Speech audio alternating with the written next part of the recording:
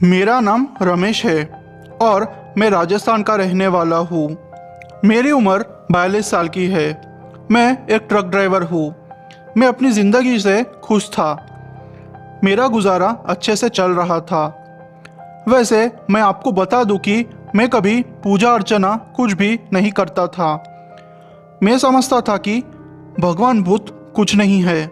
इसकी वजह से मुझे काफ़ी डांट भी मेरे पापा से पड़ चुकी थी।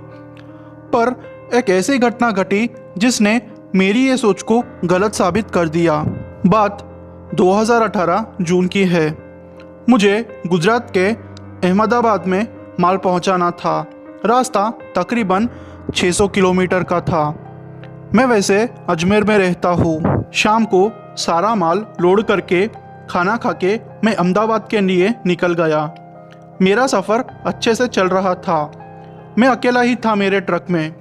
सब कुछ शांत था। रोड पे इक्का दुक्का गाड़ियाँ जा रही थी। बहुत मज़ा आ रहा था। दूसरे दिन दोपहर तक मैं अहमदाबाद पहुंच गया था। सारा माल वहां पहुंचाकर मैं अपनी बीवी बच्चों के लिए कुछ खरीदी करने के लिए चला गया। सारी खरीदी करके मैं रात को वहां से एक ढाबे से खा के निकल गया। मैं बहुत खुश था क्योंकि माल टाइम पे पहुंच गया था और मैंने अपनी बीवी बच्चों के लिए खरीदारी भी की थी। मैं बस जल्दी से पहुंचना चाहता था। मैं शायद जंगल के इलाके में पहुंच गया था गाड़ी चलाते चलाते। मैं कच्चे रास्ते पे आ गया था। अब थोड़ी आगे सुनसान इलाके में मुझे एक औरत दिखाई दी जो कि गांव वालों के जैसे सादे कपड़ों में थी। उसने गाड़ी रोकने का इशारा किया। मैंने सोचा शायद उस औरत को कहीं जाना होगा। मैंने गाड़ी रोक दी। उस औरत ने कहा कि सामने कुछ जानवर है। मैंने देखा कुछ कुत्ते थे। मैंने उनको भगाया और कहा कि आप चली जाए, अब कुछ नहीं है वहाँ पे। उस औरत ने कहा कि आप मुझे मेरे घर तक छोड़ दीजिए, मुझे बहुत डर लग रहा है। मैं नहीं जाना चाहता था पर पता नहीं क्यों उस औरत की बातों में मुझे कुछ अच्छा सा लगने लगा। उसकी बातें मुझे बहुत अच्छी लगी और मैं ट्रक को रोड के नीचे लगाकर चला गया। मैंने उसे उसके घर के आगे छोड़ दिया और कहा कि मैं अब चलता हूँ। उस औरत ने कहा कि आप अंदर आ जाओ, आप थके हुए लग रहे हैं और थोड़ा आराम करके आप चले जाना। मैं मना करना चाहता था पर पता नहीं क्यों मैंने उसको हाँ कह दिया। मैं उसके घर के अंदर उसके साथ चला गया। घर पे बस एक दिया जल रहा था। वो औरत शायद अकेली थी। उसने मुझे पानी पिलाया और कहा कि आप थोड़ा आराम कीजिए, मैं अभी आई। वो अंदर दूसरे रूम में चली गई और मैं खाट पे लेट गया और पता नहीं कैसे मैं सो गया। मुझे नींद में किसी की आवाज़ सुनाई दे रही थी। मैं तुरंत ही जाग गया।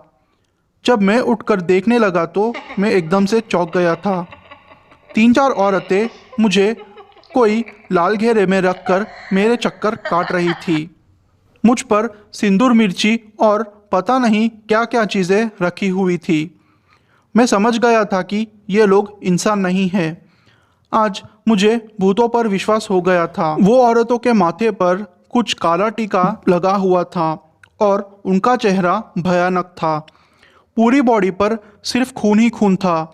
वो मेरे हाथ की उंगली से खून निकालकर पी रही थी। वो देखकर तो मैं बहुत डर गया। आज मैंने सोचा कि मैं अब तो मारा जाऊंगा, मरता क्या नहीं करता, अब क्या करता। मन ही मन मैं माँ दुर्गा को याद करने लगा। ज़ोर ज़ोर से माता का नाम जपने लगा। एक औरत ने मुझे मेरे मुंह पे थप्पड़ मारा पर मैं नहीं रुका। पर जपते जपते मुझे क्या हुआ मुझे कुछ पता ही नहीं चला। मैं बेहोश हो गया। अगले दिन मेरी आँख खुली तो मैं जंगल में था। वहाँ ना कोई घर था ना औरतें थी, बस मैं कमज़ोर पड़ा हुआ था। मेरे हाथ में से खून बहना भी बंद हो गया था। मेरा ट्रक 2 किलोमीटर जाके मुझे मिला। इलाज करा के घर पहुँच के मैं सीधा एक बाबा जी से मिला। उन्होंने मुझे देख के ही कहा कि वो औरतें तुम्हारे जैसे मर्दों को फंसा कर मार के अमर बनना चाहती थी, पर माता रानी ने तुम्हें बचा लिया। मैं बच गया था, माता रानी की मेहर सी जिससे कि मैं बच गया था। तब से मुझे भगवान और भूतों पर विश्वास होने लगा। मैं आपको सिर्फ एक ही बात बताना चाहता हूँ कि हमेशा अपने भगवान पर विश्वास रखें, वरना एक ऐसा भी दिन आएगा कि आपकी मदद करने के लिए कोई नहीं रहेगा। श्रद्धा होनी चाहिए बस। दोस्तों, आपको ये कहानी कैसी लगी? अगर आपको ये कहानी पसंद आई हो तो मेरे चैनल को आप सब्सक्राइब कर लीजिए। अगर मेरी वीडियो आपको पसंद आई हो तो मेरी वीडियो को लाइक कर दीजिए और कमेंट कर दीजिए।